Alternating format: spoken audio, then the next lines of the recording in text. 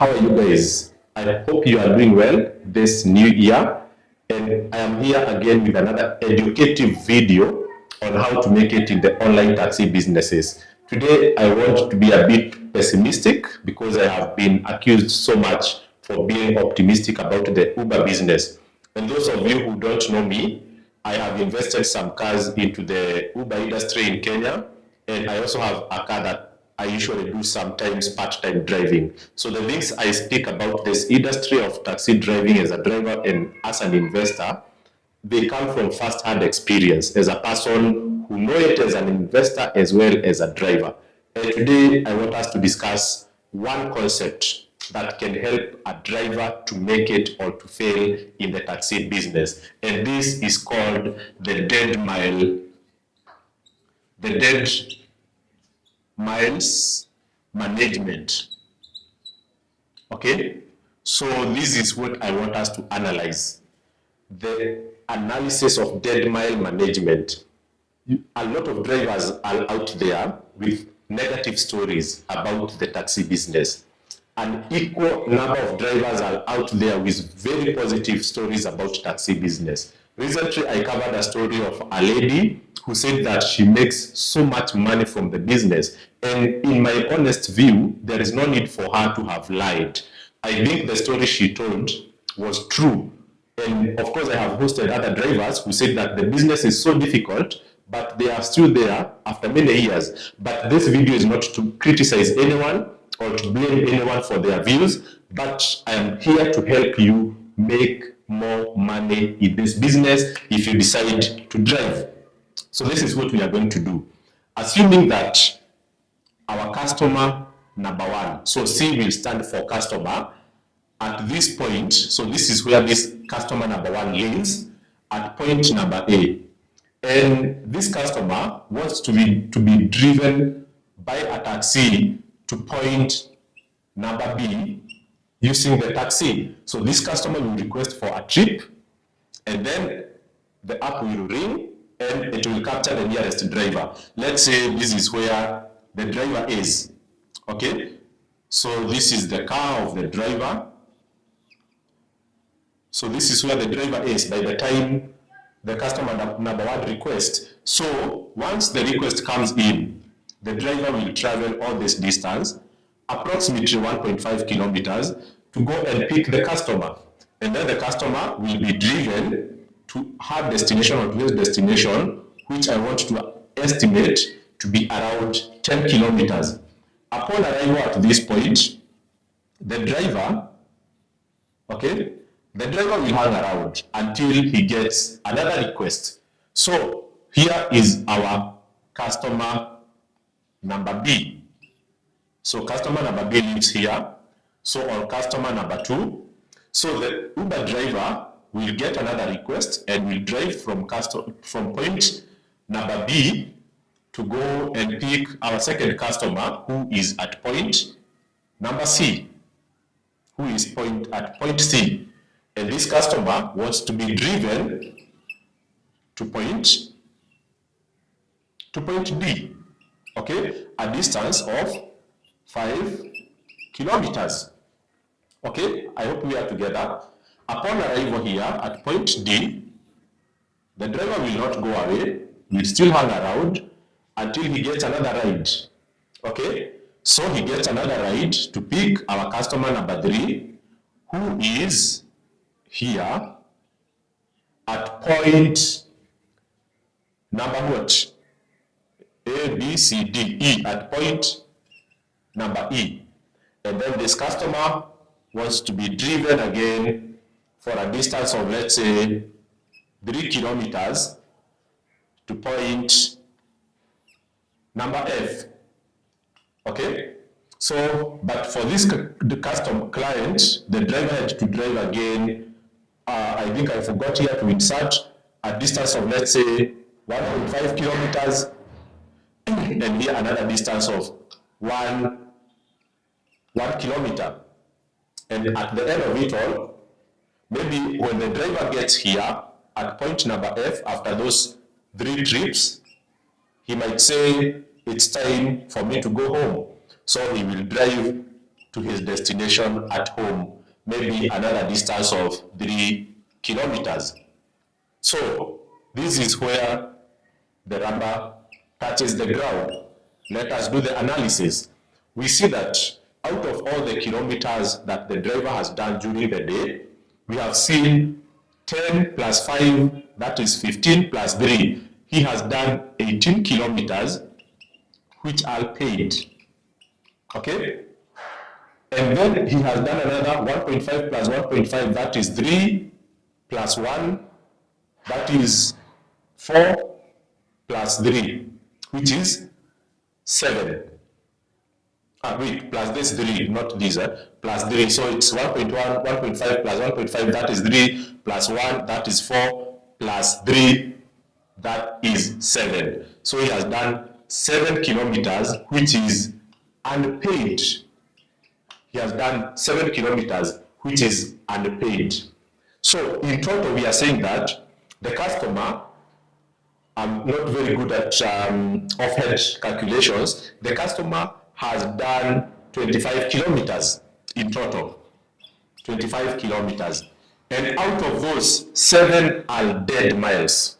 Okay? So if you do 7 divided by 25, we want to get a percentage. It means that 28%, it means that 28% of the whole distance that the driver has been driving throughout the day is not paid for. And that shows you the importance of dead miles in driver strategy, the importance of dead miles management. Okay? I hope we are together until that point. So let me try to clear this and just retain the percentage. So we have seen that 28% of all distance is unpaid,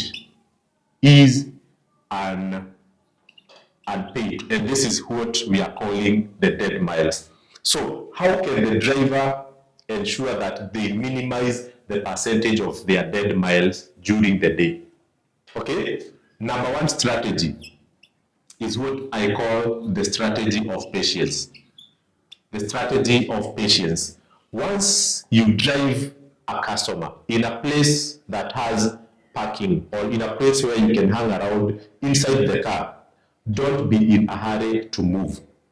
When you drop the customer, wait for a moment. Maybe you might get the next customer at the same place where you dropped. But some drivers will drop a customer somewhere at point A and then maybe drive another 500 meters or 1 kilometer and go and wait somewhere else.